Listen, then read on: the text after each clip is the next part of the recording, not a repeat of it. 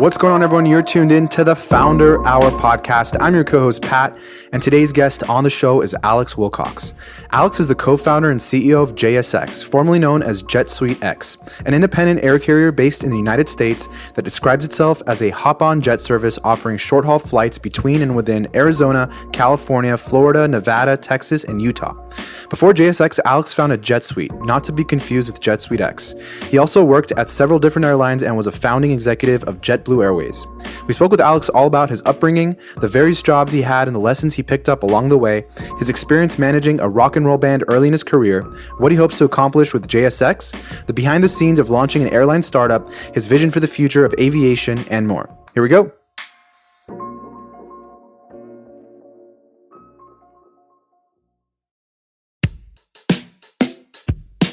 So I was born in 1970 in London, England, and I'm told I lived there for 3 years. Don't remember any of it. Moved to Brooklyn, New York. My mother was Swiss. My dad, a New Yorker, American. He was a GI. They met in Heidelberg, and he was in Europe working for the United States Lines. After that, when I was born, I was a big shipping company back in the day, and my mother was a student. And anyway, they got married, and lucky for me, and then moved to New York eventually.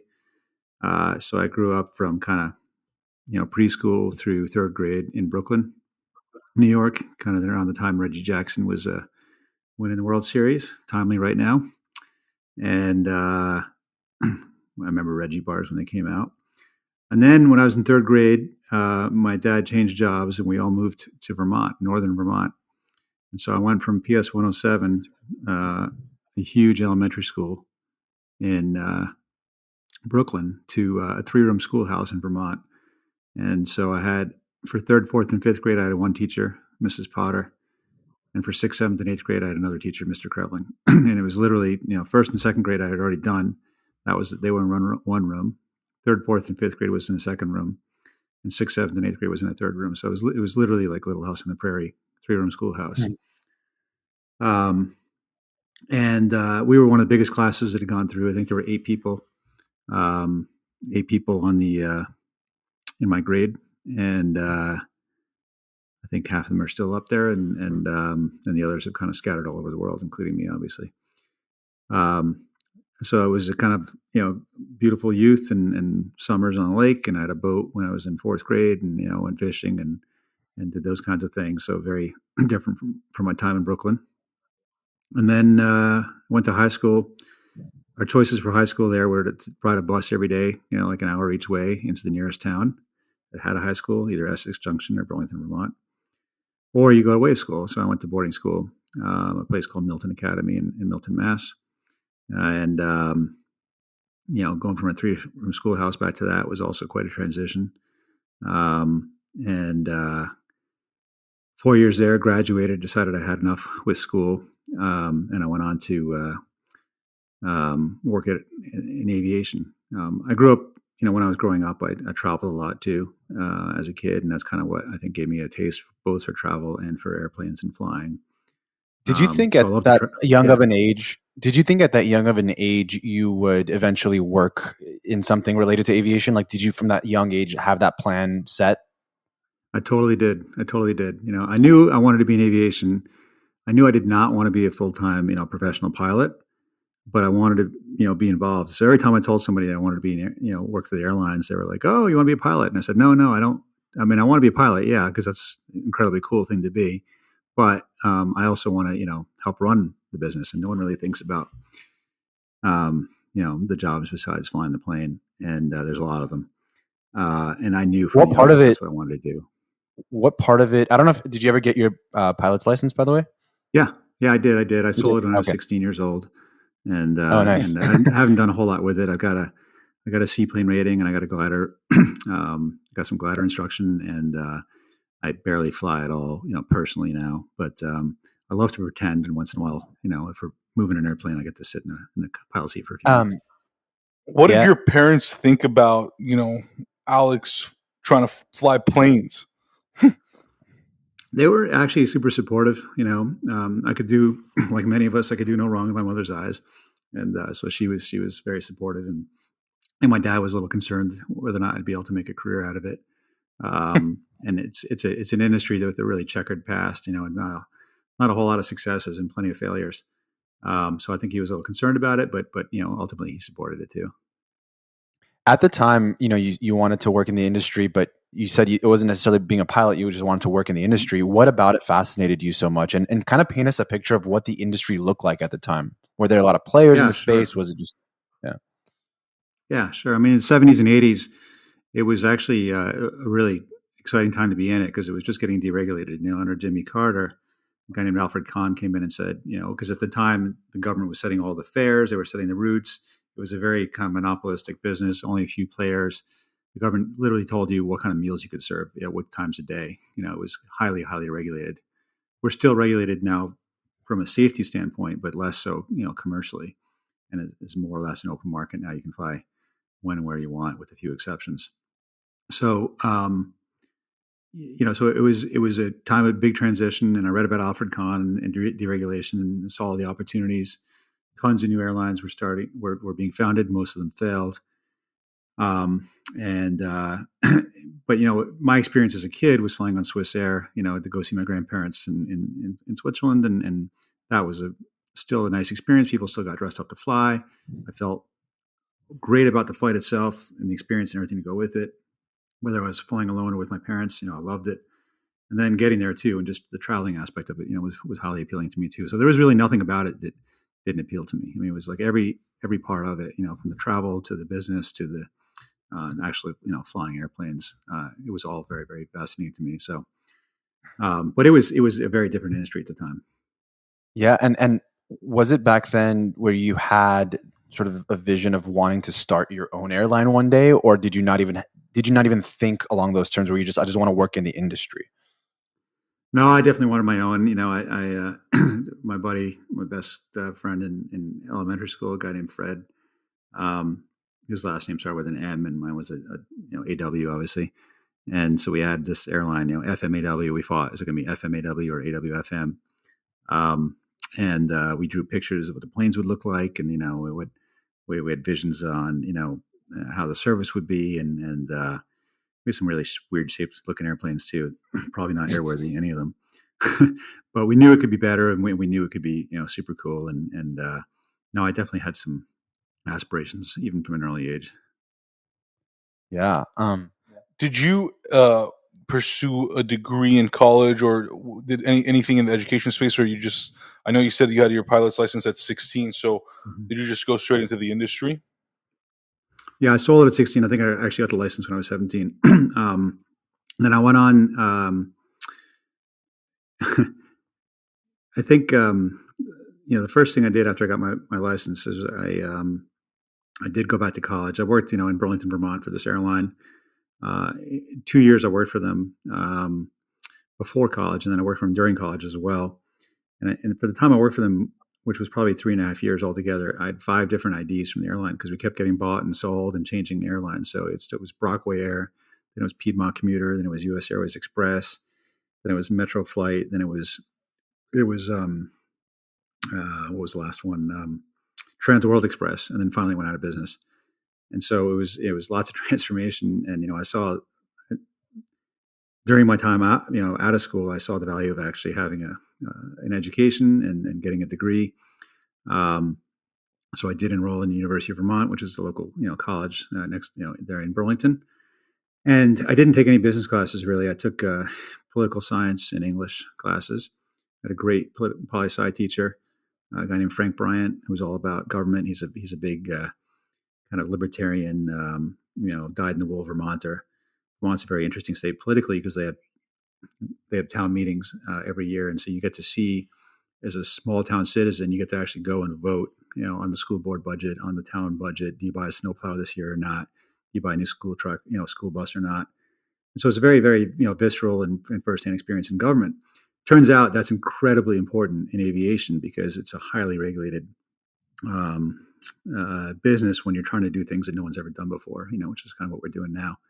And you have to understand, the localities and the federal government and the states and what the interaction is among all of them. And we have very, very strong federal protections in terms of doing what we do in aviation and innovating. But a lot of small communities think that they can regulate you, when in fact there's a federal preemption on most of what we do. So we spend a huge amount of time, explaining to people why it is we operate in the way we do, and in fact that they have no choice but to let us do it, because it's actually still required in the U.S. Constitution. So and other laws, other federal laws. So it turned out the poli-sci was very important in terms of getting done what we need to get done. And English was helpful because you got to write a lot of letters too. And was that intentional though? Like, at the time were you like, I'm taking this because I know it's going to help, or you just in hindsight it really helped? I think it was more in hindsight. It wasn't so deliberate. I mean, my dad, who was an English major too, he went on to get an MBA at Harvard, but he started as an English major in undergrad. And he said, look, if you're not sure what you're going to do, and I wasn't at the time, I knew what industry I wanted to be in, but I wasn't sure what to do. He said, then just go get an English degree, because, communication skills are transferable in pretty much any industry. And and so that was good advice, and I'm glad I took it. I'm curious, what was your plan in terms of, okay, so like, when someone is like very, very young, I'm talking like maybe like 7, 8 years old, and they have this like vision of, what they want. I want to own an airline. You don't really know how much goes into that and how much capital it takes and all these things. But once you get a little bit older, like high school and maybe college years, you start realizing, oh shoot, that's like going to be a very big undertaking. But what gave you the conviction, or like, did you have a plan of, I know how this is going to sort of pan out, or were you just, not really certain at that time how you would go about things? Well, you're a lot more certain at the beginning of your entrepreneurial path than you are when you get down the road, right? Yeah. Before you actually have to do anything or hire anybody or work with anyone else, it's everything's very, very easy, right? It's just a piece of paper and an idea. Ideas, turns out, it's true, it's cliche now, but ideas are cheap and easy. Execution is everything. But I did, I have to credit my dad a lot. He was a CFO, for the shipping company. And he spent a lot of time, explaining to me how the public markets worked. And we actually had these fake accounts. My sister and I were given, $1,000 in pretend money and allowed to, invest it in the public markets. And there was a company that, I forget the name of the company, but they published an annual report, and it was an annual report for a lemonade stand, right? And it was like, Joe's lemonade stand. It was just a kid. And he said, okay, well, we had to go get lemons at the store. And then we had to convince mom to help us, build a table. And so all the capital and kind of, pre-investment that went into it. So we understood the concepts. Then I had an income statement in it. We sold 6 cups of lemonade, and this was our income. And we, bought this many lemons. So there was a double column accounting. And then there was a balance sheet. And so I became familiar with those terms probably earlier than, most people do. And so I understood there was going to be some capital involved. And I was really a student in the industry. Even in grade school, I read the trade magazine. It was called Aviation Week in Space Technology. It still exists today. It was published by McGraw-Hill at the time. And I think would come every single week. I would just read it cover to cover. I couldn't wait for it to come in. And so, I had some concepts about how the business worked. And then I just, I just got working in it. I worked as a dispatcher. I worked as a fueler. I worked as a baggage handler. I literally learned it from the ground up, which again is a cliche, but it happens to be true in my case. I spent high school summers, learning how to fly a plane. I spent high school summers loading bags, and the only job I've had outside of the industry I got fired in, actually, was the summer I was taking flying lessons, and I was waiting tables, and I would leave, before the kitchen was clean, because I had to go take my flying lesson, and that didn't please my boss very much. And he was friends with my parents. He ran a resort close to our house. And and I drove up one day, and he said, "Alex, you don't work here anymore." I said, "What are you talking about, Michael?" He goes, "You're too unreliable. I said, I get here on time every day." He goes, "Yeah, but you leave early." So he fired me on the spot. And that was quite a lesson to me. It was the only time I've been fired. And it's the only time I've taken a job out of the industry. So probably never do that again. Other than managing a rock and roll band for a couple of years, but that's another story. Yes, I want to talk about that. Before we do, I think I read that you worked at Southwest, and I think that was in college, right?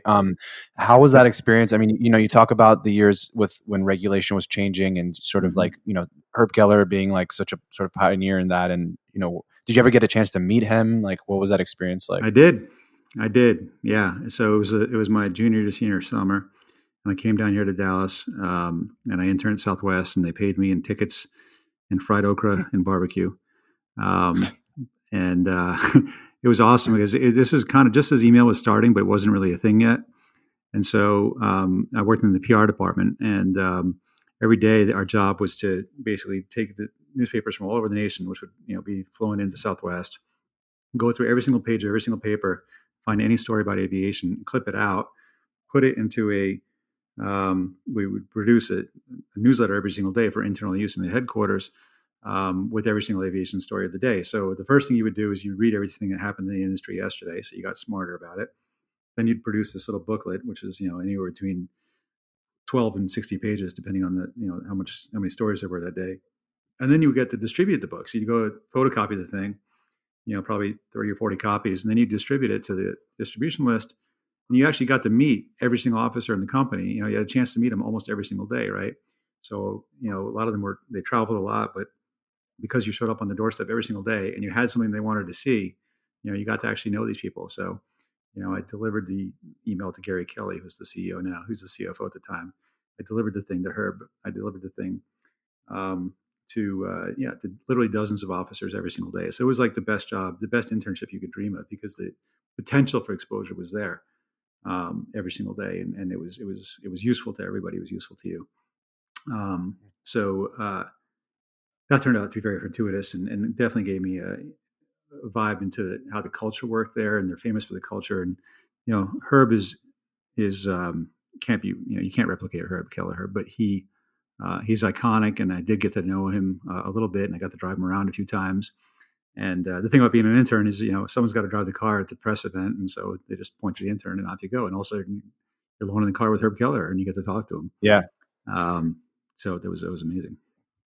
Alex, there's something I want to just kind of push you on as you were talking about all the kind of different roles that you've had throughout your career in the aviation, airline industry. And someone it reminds me of, like in terms of story, is the founder of Montage, who Pat and I had on our podcast at least a year ago now. His name's Alan Forsman.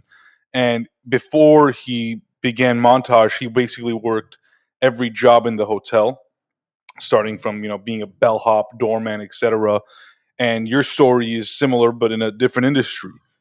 The question I guess I have is, there's a lot of people out there that either are listening now or have listened to us, or they're working their butts off not listening to us, that are doing what you did, are doing what Alan Forsman did perhaps, and they have played different roles throughout their career, hoping that one day they get their opportunity to be, the head honcho, the Also, CEO. Bob Iger. Bob Iger, right? Yeah. We haven't had him on the show yet, so that's why I didn't bring him up. Yeah. But, maybe one day. But there's obviously something else that allowed folks like you, Alan Forsman, Bob Iger, and I'm sure several others that don't come to mind right now, to get to where you were, right? To eventually be the leader, the founder, the CEO, the executive. What do you think that is? What do you attribute that to? I think this again is going to sound cliche. This maybe is the cliche episode. I'll try not to do that anymore. But the harder you work, the luckier you get, right? And you just put yourself in positions where when the window of opportunity opens up, you take it, and you go the extra step. You don't just drop off the newsletter. You go and try to have a conversation with the person. You try to figure out, how can you add value to that person? How can you have an impact here? How can you have a point of view? Hopefully you have a point of view about how things can be done better. And then you find the right opportunity to express that point of view to the right person at the right time. And that's all those things have to line up. But if you look for that, if you have a point of view on how things ought to be, and it's different from how things are today, and then who you can influence or try to talk to, because they're in a position to help you change the thing you want to change, and then you can find an opportunity to line up your schedule with theirs, and then you can find something, an opening or some way to convince them you're just not somebody that wants something, but you're actually somebody that wants to give them something, not take something from them. Then you'll the opportunities are there for all of us every single day. I mean, it's amazing really how small this world is, particularly in the business I'm in. Everybody kind of knows everybody else eventually, but it's not like that when you're starting out, for sure. When after I managed the band, which I know we'll talk about, band split up and I got off the bus and we were in Miami, Florida, and I just went and got a job at Miami International Airport checking people in for Virgin Atlantic because I liked, Richard Branson. It was the airline I wanted to work for. And eventually senior executives of the company would come flying to Miami, and you'd find an opportunity to meet them at the gate and talk to them and say, hey, why do we do this? Or why don't we do that? Or did you think about this? And not in a way that hassles them, but you create that, and you're a part-time, a check-in agent making $12 an hour at the time, working for actually a third party handling company. You don't even know working for Virgin Atlantic, but you're going to intersect with these people if you do that. And you meet enough of them and you make a name for yourself. And then all of a sudden, Virgin moves their U.S. headquarters from New York City to Connecticut. So a whole bunch of jobs are going to open up because some people don't want to commute or move. And then you've already got that connection with the person running that office. And so you apply for the job and they already know you and you get the job. So you got to lay the groundwork. You got to be patient. You got to have a point of view and something to say. Right. And just continue to put yourself in those positions. And you got to be, I was eating rice and beans and washing my shirts in the sink at that point in my life. Because I didn't want to, there was no laundry in the apartment, and I didn't want to spend the money at the laundromat. But then I met David Tate, the leader for North America, and one of the founders of Virgin Atlantic. And sure enough, they moved offices, and the jobs became available. And I applied to be a secretary, his assistant. And I didn't get that job, but I became the assistant for somebody else. So I got a job in headquarters, and then within 2 years, I'm pitching ideas to Richard Branson about how we should fly from Westchester County Airport to London nonstop in a Gulfstream. So it's you just got to be in the right place at the right time with something valuable to say. Yeah. And I think you ended up meeting your future business partner while you were there, which we'll talk about. But before we do, you managed a band. You're this guy who's from a young age wants to be in the aviation space. You're in that space. What happens? You leave and you're like full-time managing a band, and like what happened there? So I graduated from UVM, University of Vermont, and I'm not quite sure what I want to do. And I had done that internship at Southwest. But like a lot of college graduates, I'm trying to really figure out what I want to do next. And it just so happened that my best friend from high school had helped start a band called the Nail Drivers, and they were formed at CU Boulder, and they had graduated as well, graduated or dropped out, depending on the guy. And they bought a Winnebago, and they started commuting. And our lead guitarist and singer Keith Rabin had a girlfriend in Indiana. She went to IU, and so we drove to Indiana University. We played the fraternities there. Then we worked our way up to the nightclubs. Turns out the fraternities paid a lot better, by the way. And then we went down on spring break to Charlie's, in South Padre Island, and it was literally 5, 6 or 7 guys, depending on the month, living in a Winnebago, touring the country, playing frat houses, opening acts. They opened. I'm not a musician, by the way. I tried to help manage the band, but it was a tough group to manage. But you're kind of like on a perpetual spring break. This is before MTV Road Rules, right? This is before Real World. Like we would have been on all those shows if we'd been just a couple of years later. But we were a little ahead of our time in that respect. But we were just a touring band trying to make a living, and we kind of did. We got fed and we got paid and we got gas in the Bago. We got to see the entire country. I can't tell you how many hours we spent driving across Kansas between Boulder and Bloomington. But eventually we took the act to many other places, and these were guys that were just really my best friends in the world, and so it was kind of an idyllic way to spend the time. And then I won't bore you with the details, but the band finally gets to Miami and breaks up. One key member leaves the band, and that was going to be it. And by the way, we're also on the cusp of success there. We cut an album with Peter Solly, who is a producer of What I Like About You. I think it was the biggest single of its time in history, and so we were on the road there. But as often happens in these things, it didn't work out in the long run in a big way for the band. It's an experience I think none of us would ever trade. And they still get together, every year or so and play. But now it's more of a reunion kind of show. And but it was a fantastic opportunity and a great time in my life, and I wouldn't trade it for anything. So it was just the right thing to do at the time, and the airplanes could wait.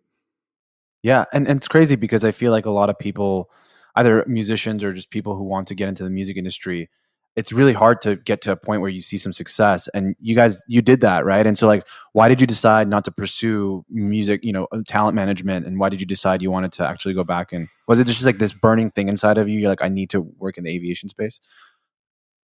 Yeah, it was. It was about aviation. It was also, the music business. I love music as a, as a listener. I appreciate music deeply. I don't have any musical talent, whatsoever. I can't sing, can't hold a tune.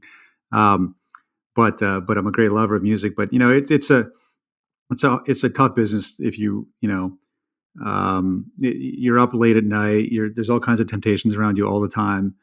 It's a lifestyle business for sure, and it just ultimately wasn't the kind of lifestyle that I wanted to pursue long term. And so that was half of it, and the other half was I did have this burning desire to get back into aviation, which is my true passion. Were you ever And in a state of anxiety about where your career in life was going? what time is it? Yeah, like this morning. Uh, yeah, I mean, of course, um, I think you're not human, especially in these days. If you're not worried about where your career and life are going. Um, but anxiety is maybe a higher bar than I've been at for a while. But for sure, I mean, luckily I didn't have any dependents. No one was counting on me to feed them Right. other than myself. During that time with the band and shortly thereafter, I ran up a fair amount of credit card debt, and I wasn't in a very good financial position, and like I told you, I was washing my shirts in the sink. So I always had a confidence that it was going to work out, but there's definitely been several moments where I didn't know how it was going to do that. So How'd you um, get out of that? How did you overcome? I mean, you man, clearly overcame it. So, was it just you took things day by day and you just let it pass, or yeah, I think it's just persistence. It's a matter of focus. You want to focus on what your challenges are, or do you want to focus on what the solutions are? And I think it was definitely a conscious choice. I deeply believe, and I tell my kids this, that happiness is a choice, and no matter what life deals you, and it's easy for me to say now because I'm in a great spot, but I wasn't always that way.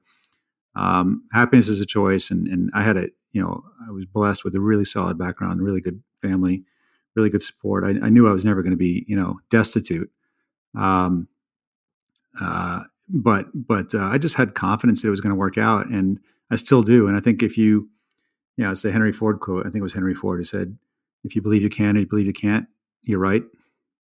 Yeah. And I just always believed I could, and sometimes it gets smashed in my face. I took a company through bankruptcy last year. It was a huge disappointment and embarrassment. I let a lot of people down that had invested with me and did other things. And it was a humiliating experience. But on the other hand, we've got this other business that's really, really succeeding. And that's been tremendously gratifying. So, I've definitely, I've seen, I've seen both ends of it.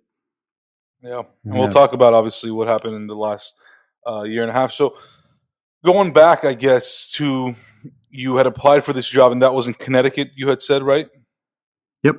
as a secretary, and talk to us a little bit about kind of what happened during those days, and obviously Yeah, so the years after. I wanted to be David Tate's assistant, and he was the top guy in the U.S. And he didn't hire me; he hired somebody else. But a guy named Mackenzie Grant, who was basically the number two there, hired me. I hope it's okay to use all these guys' names. I don't think they'd mind. um, and he hired me and put me in this position where I had a lot of latitude. And then one of my roles quickly became, at the time the Virgin brand was really, really popular. It's still very popular now, of course, but it was really breaking out in North America at the time. And Richard was doing soda.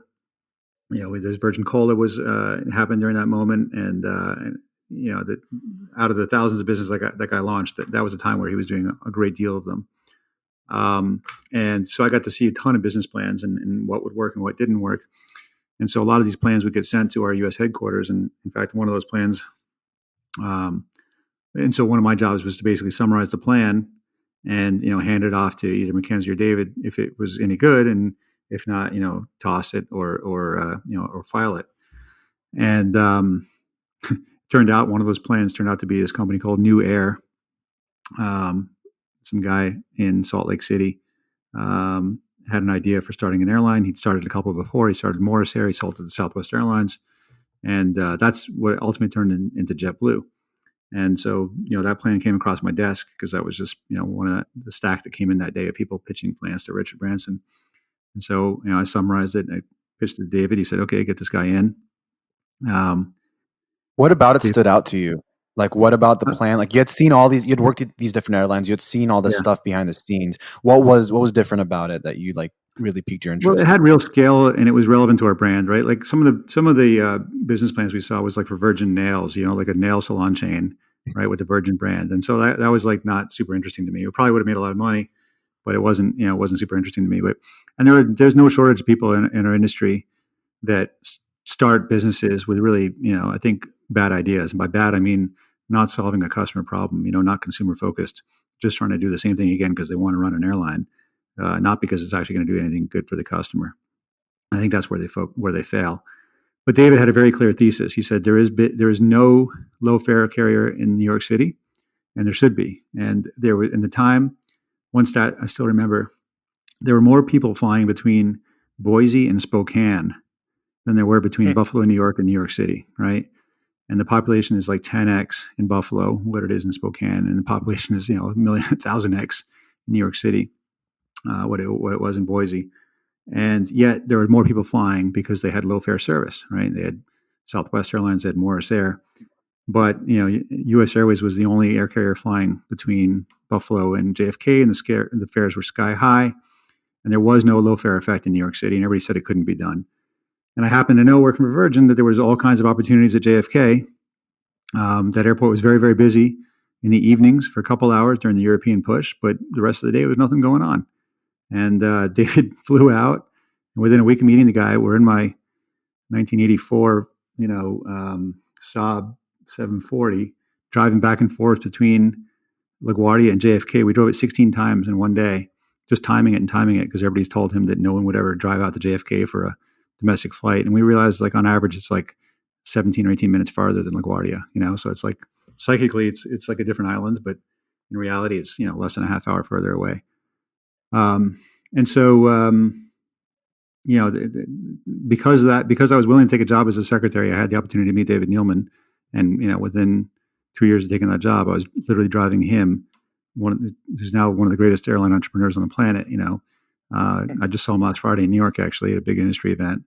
And we reminisced, and we're still really good friends. We compete a little bit here and there now, but we're still really good friends.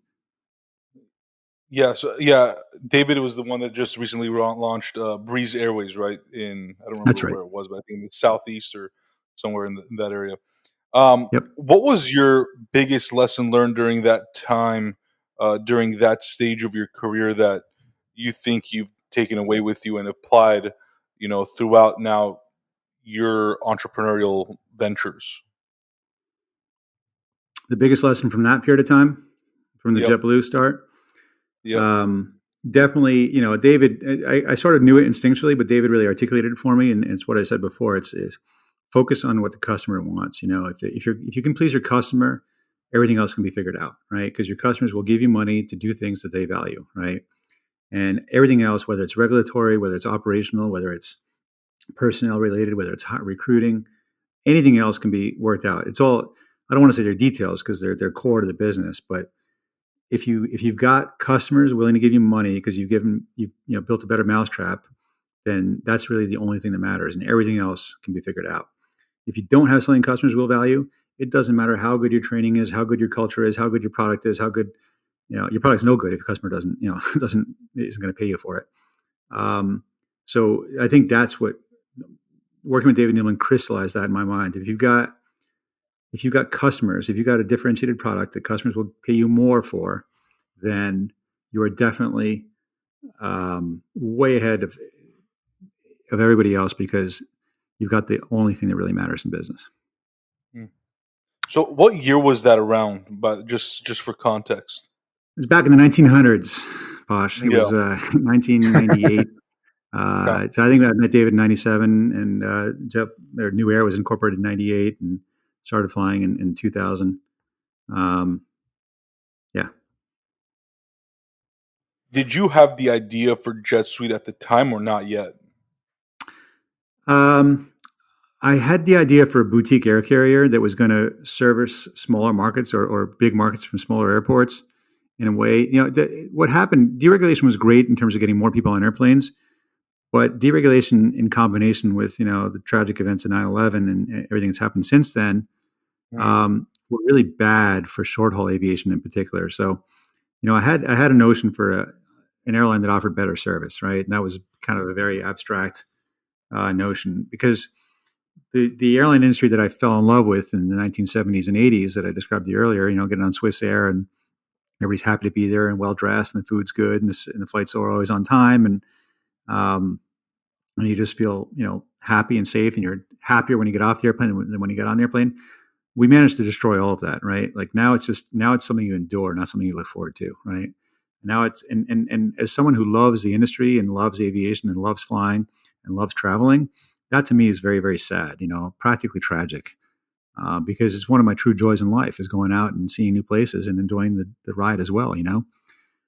Um, so I think that the kernel of the idea was there, that I wanted to have a place that customers really loved, but I guess the industry made it a lot easier to do that because they Yeah. And really destroyed I'm kind of themselves. And look, I'm curious as to why you think that is, because I feel like a lot of these airlines like Southwest and even JetBlue, I'm not saying that they've like lost mhm. their touch, but like I feel like they all start off that way to keep the customer in. Let's make it better. And then perhaps at some scale it's like hard. Is it just like at scale it's difficult to do? How do you maintain that as you grow as an airline? Well, I would say, JetBlue is still good at doing it and Yeah. still differentiating themselves. And it's not just because they own 10% of my company. Uh, they actually are. Yeah. But I do think there's a scale issue. I mean, it's just hard to keep a warrior entrepreneurial spirit, when you're 20,000 employees and operating 500 plus airplanes, across the country every day. And so, yeah, I think part of it is just pure scale and lack of focus. And they also have the innovator's dilemma, right? I mean, Southwest had a niche, short haul, high frequency. We're really good at this. We know how to do it better than anybody else. We do it better than anybody else. But then all of a sudden, hey, longer haul, we can amortize the. Hey, our workforce has now got 20 years of seniority, and they want more money. And if we fly a longer haul, we can charge more for the tickets, and we can amortize the cost of the airplane over more miles. And so every day they look a little bit more like a network carrier. Now they start connecting people over hubs and so their differentiation has eroded, and it's a classic.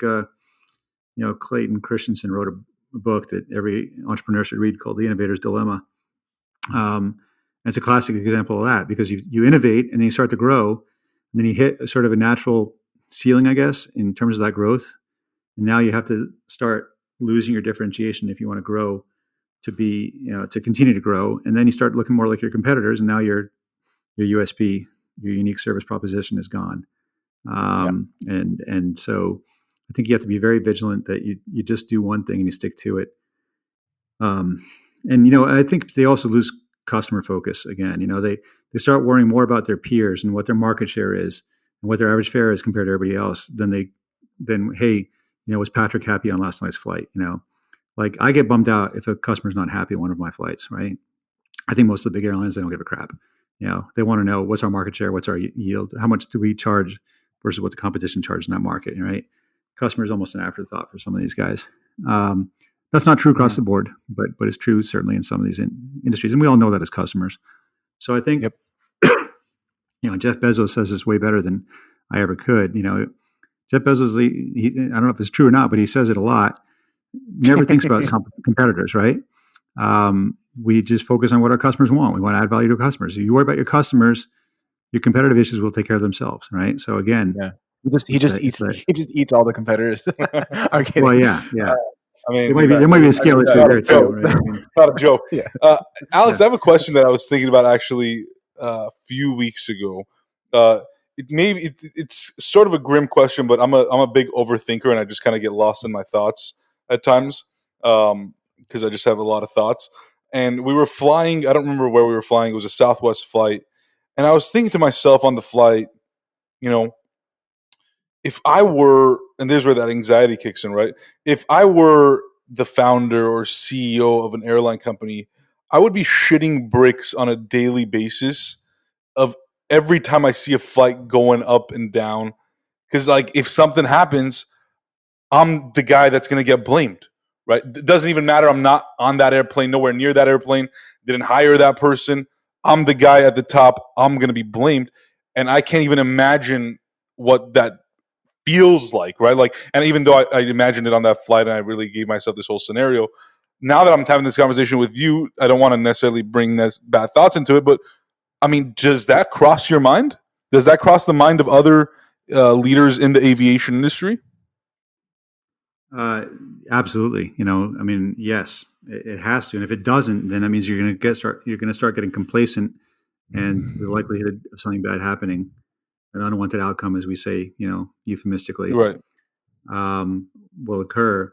If you're not worried about it, then it's more likely to happen, right? But look, first of all, the good news is, as an industry, we're incredibly safe, and JSX has been built to what we consider to be commercial airline standards, Part 121 standards. So we do a lot of things that other people in our category, charter category, don't do. We have the same exact ASAP programs and FOCA, flight operations quality assurance programs, that the big guys have. And so we look, for all intents and purposes, like a major commercial carrier the way we operate.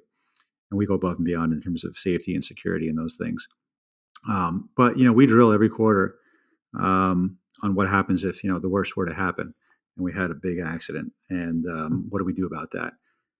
And how do we communicate, and how do we make sure that we take care of people as best as we can? Both our own crew members and on every single pilot call. We have a pilot call every month, and the first thing I do and the last thing I do on those calls is remind people that, hey guys, we're in the business of safety. There's no single flight that's going to make or break this company. If anything's wrong with the airplane, don't fly it. If you're feeling tired, don't fly it. If you don't know what's wrong, but your spidey sense is tingling, don't fly it. And we also encourage people to go around if there's most accidents happen on takeoff and landing, so we spend a lot of time talking about that, how to make sure that you're most aware there. These pilots are trained every 6 months. They come into a simulator. They practice all the worst case scenarios. There's a lot of reasons why we have an extremely good safety record as an industry, because the result is discipline around it. But you cannot become complacent, because that does increase the likelihood that you'll have a bad outcome. Right. And so we don't just think about it once in a while. We actually think about it all the time. And that's one of the reasons I think we don't have those issues. Because it does, especially when you're a young air carrier, if you have a bad outcome, it could be the end of your company. It's not just it's the end of your livelihood as well, and the livelihood of everyone that works with you. And that's, the total tragedy. Now, in reality, if I were running a taxi company with 20 cars, I'd probably kill somebody every couple of years, when you look at the actuarial, numbers on it. And so if you're running a company like Uber or any ground transportation company, bus company, you're much, much more likely to hurt somebody badly than you are if you're running an airline company. But when we do it, it's a lot more dramatic and it gets a lot more headlines. So yeah, it's something I think we think about, but I think in a healthy way. And that was, I think, really just elevated by 9/11 and the memories of that. I mean, before that, again, like I think, Pat, you and I were, at this point, we were 8 years old, 9 years old when that happened. Yeah. But for those that were adults and are now in their 40s, 50s, 60s, that changed the entire, they knew a life on an airline before 9/11 and now post 9/11. And it completely obviously changed the landscape of that. So, after that happened, like, that was 7 or 8 years before you started, JetSuite. Mm-hmm. What were your thoughts? Were you thinking like, oh man, like this is the end of my career in aviation? Like, I don't think I want to be in this business anymore. Or did that just kind of push you even further to say, I want to build something, even greater, even more, safe, even more influential? Yeah, definitely the latter. We're like, we're not going to let these guys win, and we're not going to turn tail and cower and just run into a bunker for the rest of our lives. This country's about freedom. It's about mobility. It's about getting out there. It's about communicating with people. It's about interacting, and aviation makes a whole lot of that possible, a lot more possible than it would be otherwise. And so it definitely redoubled. I was at JetBlue at the time. Everyone has their story from 9/11. I was in a high rise in LA. It was early in the morning there, obviously. And every one of us at JetBlue were assigned an airplane. Mine was in Kansas City, actually. It was good when it was flying from New York to Ontario, California. We had to help organize rental cars for everybody so they could either drive back to New York or drive to California, because everything was grounded for a few days. and the memories are visceral. And we were a startup airline, and we were a New York City based airline. Thank God we weren't directly impacted by it, but from our headquarters, you could actually see. I wasn't there in New York, but you could see the Twin Towers, and until they fell, obviously. And the impact on us was surreal. And David Neilman, and he led us incredibly well through that crisis. Everybody was freaked out. No one knew if we were going to have a job tomorrow. No one knew. But that was the least of our concerns, right? Because that wasn't just the industry; that was like the country, right? We were all scared, Right. But David came out and he said, we're going to make bulletproof doors. We're going to make sure this never happens again. We're going to put special locks on the doors. We're going to put TV cameras in the cockpits with video surveillance in the cabin. If anything bad happens, those pilots can fly the airplanes in ways that will pin you to the ground, until we get to the ground. And extremely proactive, extremely positive, extremely innovative, in a way that was totally necessary and totally effective at the time. And you know what? We addressed the issue head on, and we I think we overcame it, and with a lot of help from the government, with a lot of help from industry, from manufacturers, from other people, intelligence services. We hired the former head of the FBI for New York area at JetBlue at the time to come in and help us assess threats. And yeah, it's a very visible industry. And that was obviously one of the most dramatic days of our lives. But no, I would say it definitely redoubled our commitment to making sure that this industry would be in a position to not just survive it, but to thrive. Yeah. Talking about the early days of JetSuite a little bit, folks listening to the show obviously are interested in entrepreneurship or starting something if they have an idea or are interested or passionate about something. And businesses are getting started all the time. You obviously don't see a lot of airlines getting started because it is like such a big thing to take on. And so I'm curious, from the outside, it looks, and I'm sure it is, but I'm curious, like going into it, you obviously had all this knowledge. I don't know if you had to like raise money and like go about it, in terms of like buying planes, or I don't know, how does that process work? Like talk to us about the early days of starting a new airline. Sure. I mean, typically what you do is you go out and you raise a little bit of money, usually not enough, and you buy some old airplanes, usually not reliable enough, and you put out some marketing dollars, usually not enough, and you sell some tickets, usually not enough, and you fly a couple flights, and you make a little bit of revenue, and the costs are more, and you go out of business, right? That's how most airlines come and go. JetBlue was the first airline that started with all new airplanes. David was inspiring that way too. He raised $120 million, which is more than ever been raised for a startup before at the time. This is again back in the 1900s. And that was a lot of money. Now that's like a seed round for like a tech startup. Isn't that crazy? Yeah, it is. Yeah. So, but it was real money at the time. And he actually bought airplanes brand new from Airbus, and we went to pick up the first airplane and said, okay, just send us a copy of your AOC, your aircraft operator certificate. So we don't have one yet because we need an airplane to do our proving runs to prove we can fly the airline. The FAA hasn't given us the license yet. And they said, well, we can't sell you the airplane unless you have an AOC. We've never done that before. So like literally the first or second biggest aircraft manufacturer in the world had never sold an airplane to a startup before, right? They'd only sold to incumbents. And so, it tells you a lot about the industry. So, we obviously figured that out. We leased the airplane initially and then, got the licenses and all that. But so David did it the right way. He raised a ton of capital. John Owen, who was our CFO at JetBlue, and he was the treasurer at Southwest Airlines, he said, I'll never forget it. There's no such thing as too much cash in this business, right? And a lot of these businesses fail, like a lot of their businesses, just for lack of capital. They don't raise enough. So we solved that problem. And we had differentiated product and we had live TV. But yeah, it's very much like any other startup. You have to go out and raise a pile of money. And you've got to get the assets to fly it. But then you have to go through all these regulatory hurdles of indefinite length. It could take 6 months to do your proving stuff, or it could take a year and a half, depending on your team, depending on the FAA's mood, depending on, who's in charge of the government, depending on what you're trying to do in terms of getting slots at JFK or flying to, Mena, Arizona, where you can go whenever you want. So, but it's the same basic ingredients as any other business. Alex, to quickly ask a question. I don't remember if it was I was listening to a story either of Herb Kelleher or David Neeleman or one of those guys, and they were saying that a lot of airline companies lease their airplanes as well for many years, like decades. Was that not something that JetBlue at the time, I guess, had considered? Yeah, they do. I mean, the leasing is just is another form of financing. So most Got it. major airlines, they'll own about half their fleet and take the tax write-offs, and they'll lease about half the fleet and give those write-offs to Got it. people that the business doesn't make that much money, so we don't need that much depreciation. So we Right. sell the Yeah. depreciation to people that need it. So insurance companies tend to own the airplanes and use lessors to lease them to airlines. And so Got it. yeah, I'd say roughly half the world's fleet is leased versus owned, Yeah. in a very rough cut. And the lessors make their money as well.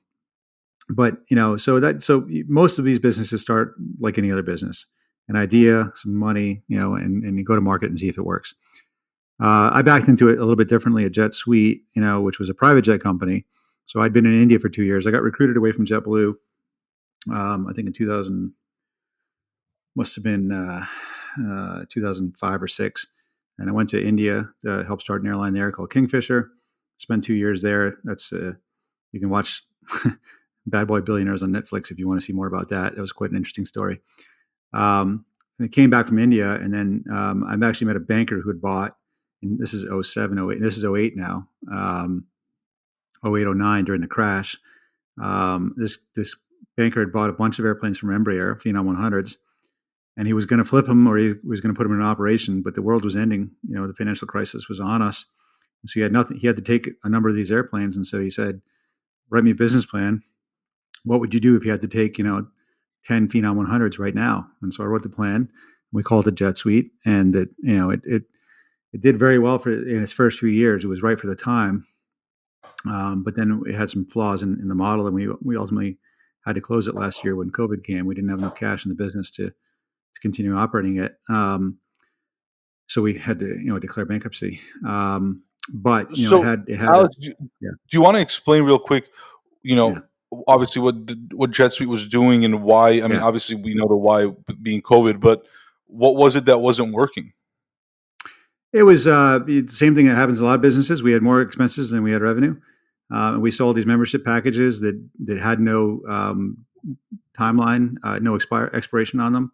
And so it turns out if you sell something to somebody, you expect them to use it in the next 6 months, and they spread it over 6 years, you can't cash flow the business for that long. That's kind of the short answer. So it was just basically the model was not an ideal money making model, and we managed to make it work for a period of time. But then when COVID came, we couldn't sustain it because demand literally went to zero overnight. So when your demand goes from 10 million a month to zero overnight, it's hard to sustain that. So, but 5 years ago, we started a second business called JSX, or another business called JSX, and that's what we're flying today. We called it JetSuiteX at the time. Now it's just JSX, and that's totally differentiated business, right? So we were flying 30-seat airplanes from private terminals, on more or less a regular schedule, but under public charter rules, and we become incredibly popular. We fly, up to 12 times a day, for example, between Burbank and Las Vegas. Las Vegas is definitely our biggest market, but we go NorCal, SoCal, Burbank, Oakland, Concord, Reno. We fly to Monterey as well, from SoCal. We're out of Orange County. We go to San Diego, LAX. JSX.com if you want to see our room app, of course. I'll just give that a little plug. And we'll link it to it in the description. We're like the highest rated air carrier in North America. We got a net promoter score in the 90s. We operate, highly popular, highly convenient services. And the USP is you can roll up to the FBO or private terminal, get out of your car, within 20 minutes you're on the airplane and you're on your way. And so it's something that the domestic industry can't do anymore. But we figured out how to do it. It's really great. And I guess this ties into like my next question is, how do you see like the future of aviation and the airline industry looking like? Like, where do you think we're headed? Obviously you guys are working on this, so you see that as a future, but in general, how do you think it looks like in the next 10, 15, 20 years? I think it's going to be super exciting. In the next 20 years is a great time frame because we've made pledges as an industry to go carbon neutral, net carbon neutral, by 2050. And we're going to beat that at JSX. We've got investments already in several different platforms. Actually, they're not all going to make it to certification and production, but we're placing bets all over the table. So whichever technology winds up working, we'll be the first mover there. We're looking at 9-seat airplanes, some that are still in stealth mode.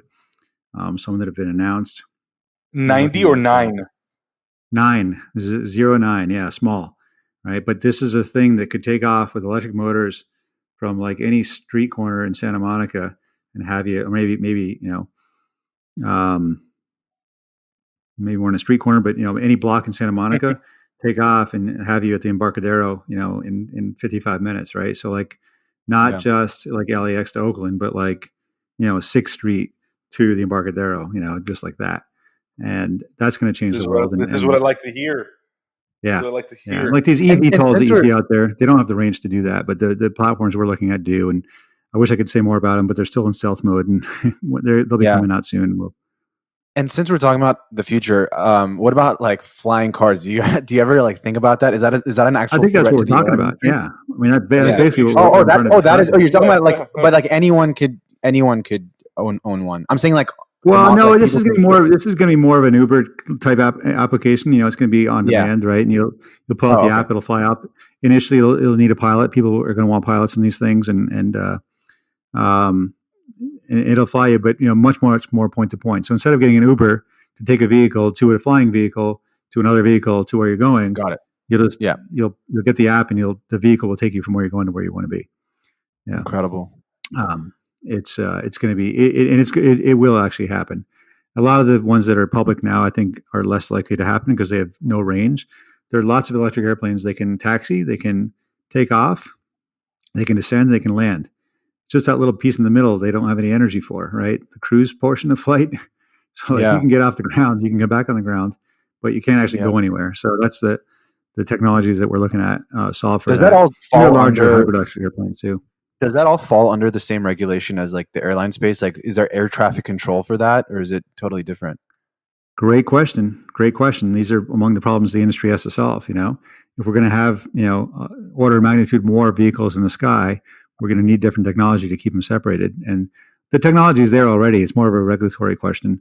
How do you get that through Congress and through the FAA in a way that's well, it's interesting because on a ground level, we see, self-driving cars trying to make its way on the roads. And I think that one of the issues is that there are people that are physically driving other cars, which creates dangerous scenarios. But since the sky is sort of like, it's like, hasn't been conquered yet from that perspective, if they're autonomous, flying easier cars, then it's like they're all in the same network. They're all just talking to each other. It's hopefully it's going to be a little safer, right? Plus, there's a lot less things to hit, right? Like no one's ever run over a kid, at 30,000 feet, right? Or a cat or whatever. There's no stop signs to hit. There's no trees. Maybe birds. Yeah, exactly. But it's a much easier problem. But birds, we have that problem today anyway, right? So, and when the airplanes are built to withstand that. So it's much easier actually to do either autonomous or partial autonomous in the sky because there's just fewer stuff to hit. The driving down the street's not the hard part for the autonomous cars. It's all the stuff that jumps in front of the car that's the problem. And so there's, three-dimensional space. It's a much easier problem to solve, actually. For those that haven't heard of, JSX and, your model and what you do, what's the advantage of them besides obviously the fact that you just park and walk into the airplane? Yeah. If I'm flying from Burbank to Oakland or Burbank to Vegas, why would I choose JSX over Southwest, for example? So JSX stands for a joyful, simple experience. Okay. So we've taken all the clutter out of the experience. And so you basically, as you said, jump out of your car, get on the airplane. But what does that mean? It means you don't have to, divest yourself of all your clothes and bags to get checked for security. We do have security. We do it ourselves. And then you don't have to walk through a shopping mall to get to the airplane. And you don't have to pay for a cocktail if you want one when you get on board. You don't have to pay to check your bags. You don't get nickel and dimed every step of the way, along the flight. And then at the other end, when you land, you don't have to wait for 160 people to get their carry-on baggage out of the overhead bin in front of you and spend another 20 minutes on the airplane waiting for these guys to drop the bag on your head and then bang it down the aisle to get off. All of our bags are checked. It's more like a private jet. The biggest difference, what the biggest difference is between a private jet and a commercial jet? On the inside, overhead bins, right? There's no overhead bins on a private jet. And so we took the bins out of the airplanes that we fly. And there's lots of legroom. And it's just a much more comfortable experience. And if you're in the last row of the airplane, which is row 10, you can be off that airplane in 90 seconds after we land because the bags have been valeted for you.